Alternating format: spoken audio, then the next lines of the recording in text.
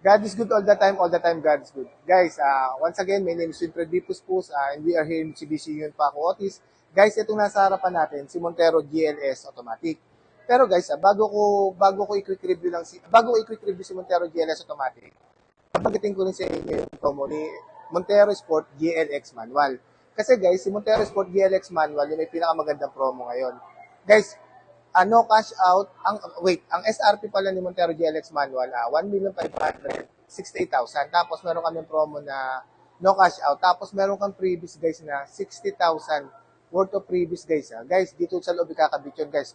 Just in case guys kung anong gusto niyo ikabit sa loob, kunyari guys, yung uso ngayon na kinakabit sa ibabaw, yung roof rack. Tapos yung syempre sa loob, sa makina, kung ano man yung gusto yung pabago sa yung Boshiropa horn. Tapos deep dismatting, lahat guys, walang mabovoid na warranty sa inyo guys. Basta dito ikakabit yung worth 60,000 na previous nyo. Yun yung promo ng GLX manual. Ngayon guys, si GLS naman, pagdating naman kay GLS Automatic, ang SRP naman niya, 1,928,000. Meron naman kaming promo na 50,000 cash out. Tapos, meron kaming 70 days. After 70 days, yun yung first monthly amortization nyo. Yun yung promo namin kay GLS Automatic. Tapos guys, kung ano rin yung gusto nyo previous guys, nasa taas yung contact info, my number, PM lang kayo guys kung ano yung previous guys, madali na naman po tayo kausap.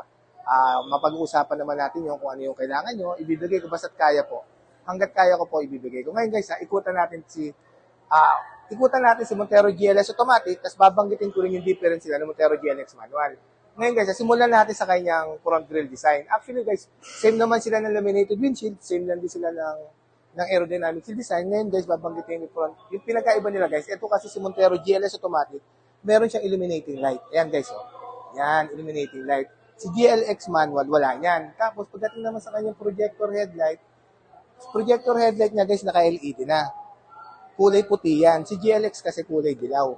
Tapos si GLS, meron siyang active cornering light na LED. Yan, tapos meron din siyang fog lights na LED. Tapos meron din siyang daytime running light na LED. Yan, si GLX kasi wala. Projector headlight lang, meron si GLX. Tapos, syempre, same din naman sila ng radiator grill, pati ng front din, same lang sila ni GLX. Tapos guys, punta tayo rito sa kanyang side profile. Dito naman sa kanyang side profile guys, same lang naman sila.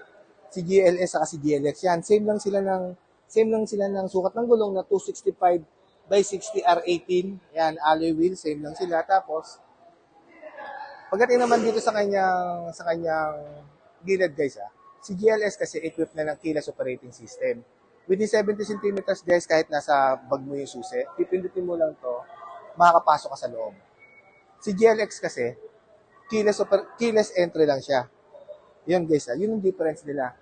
Ito kasi keyless operating system. Tapos pagdating dito sa loob guys, ang difference nila ng GLS guys, si GLS naka-leather seat. Si GLX kasi naka-high fabric seat lang. Tapos, si GLS kasi naka-push start engine.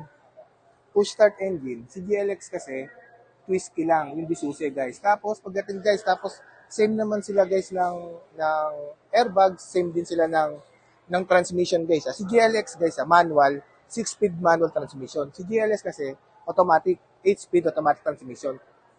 Guys, si GLX guys, same lang sila ng multi information display. Ito guys, itong multi information display, same lang sila niyan, analog siya. Combination analog and digital. Tapos yung smartphone yung display audio nila, same lang din sila guys, ni GLS at ni GLX. Ngayon pagdating naman sa transmission guys, ito kasi GLS guys, electronic parking brake with brake auto hold. Si GLX kasi guys, yung lever type, yung handbrake niya. Yun yung difference nila. Yan yung difference nila.